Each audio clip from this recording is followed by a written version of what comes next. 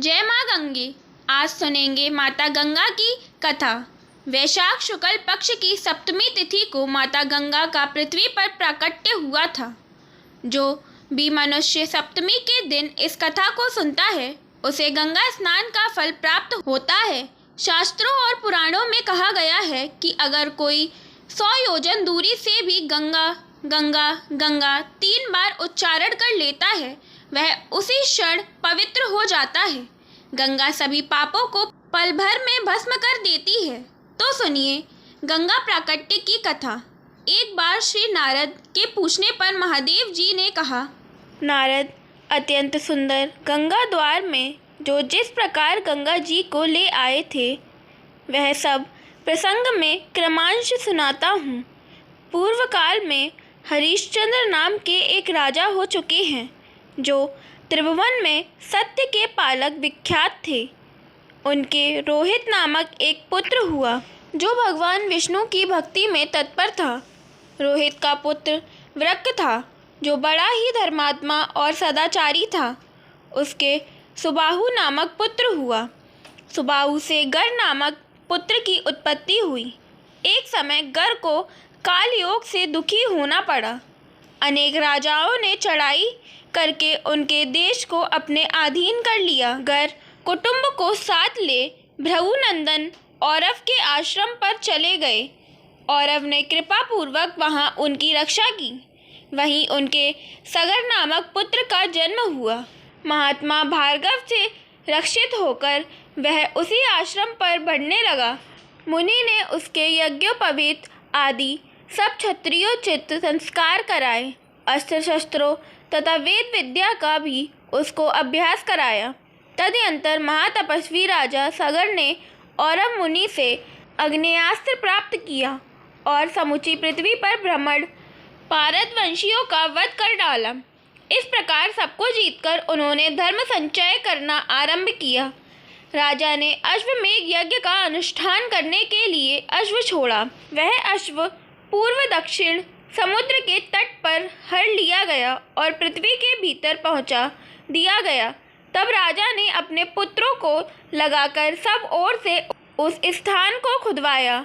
महासागर खोदते समय वे अश्व को तो नहीं पा सके, किंतु वहां तपस्या करने वाले आदि पुरुष महात्मा कपिल पर उनकी दृष्टि पड़ी। वे उतावली के साथ उनके निकट गए और जगत प्रभु कपिल को लक्ष्य करके कहने लगे, यह चोर है।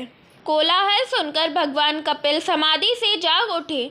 उस समय उनके नेत्रों से आग प्रकट हुई जिससे 60,000 सगर पुत्र जलकर भस्म हो गए। महायशस्वी राजा ने समुद्र से उस अश्वमेधिक अश्व को प्राप्त किया और उसके द्वारा 100 अश्वमेघ यज्ञों का अनुष्ठान पूर्ण किया। नारद जी ने पूछा, विज्ञानेश्वर, सगर के 60,000 पुत्र बड़े बलवान और पराक्रमी थे। उन वीरों की उत्पत्ति किस प्रकार हुई यह बतलाइए। महादेव जी बोले, नारद, राजा सगर की 2 पत्नियां थीं। वे दोनों ही तपस्या के द्वारा अपने पाप दग्ध कर चुकी थीं। इससे प्रसन्न होकर मुनिश्रेष्ठ औरव ने उन्हें वरदान दिया। उनमें से एक रानी ने 60,000 पुत्र मांगे और दूसरी ने एक ही ऐसे पुत्र के लिए प्रार्थना की जो वंश चलाने वाला हो। पहली रानी ने तुम्बी में बहुत से शूरवीर पुत्रों को जन्म दिया। उन सबको धाइयों ने ही क्रमांश पाल पोसकर बड़ा किया। घी से भरे हुए घड़ों में रखकर उन कुमारों का पोषण किया गया। कपिला गाय का दूध पीकर वे सब के सब बड़े हुए। दूसरी रानी के गर्भ से पंचजन नामक पुत्र हुआ जो राजा बना। पंचजन के अंशुमान नामक पराक्रमी पुत्र उत्पन्न हुआ। अंशुमान के दिलीप और दिलीप के भागीरथ हुआ जो उत्तम व्रत तपस्या का अनुष्ठान करके नदियों में श्रेष्ठ गंगा जी को पृथ्वी पर ले आए तथा जिन्होंने गंगा को समुद्र तक ले जाकर उन्हें अपनी कन्या के रूप में अंगीकार किया। नारद जी ने पूछा, भगवान, राजा भगीरथ गंगा को किस प्रकार लाए थे? उन्होंने कौन सी तपस्या की थी? यह सब बातें मुझे बतलाइए। महादेव जी बोले, नारद, राजा भगीरथ अपने पूर्वजों का हित करने के लिए हिमालय पर्वत पर गए। वहां पहुंचकर उन्होंने 10,000 वर्षों तक भारी तपस्या की। इससे आदिदेव भगवान निरंजन श्री विष्णु प्रसन्न हुए।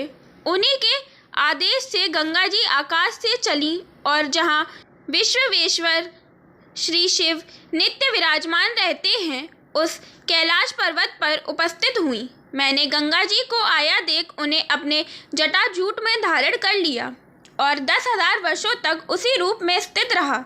इधर राजा भगीरथ गंगा जी को न देखकर विचार करने लगे, गंगा कहाँ चली गईं? ध्यान करके जब उन्होंने यह निश्चित रूप से जान लिया कि उन्हें महादेव जी ने ग्रहण कर लिया है, तब वे कैलाश पर्वत पर गए। मुनिश्रेष्ठ वहां पहुंचकर वे तीव्र तपस्या करने लगे।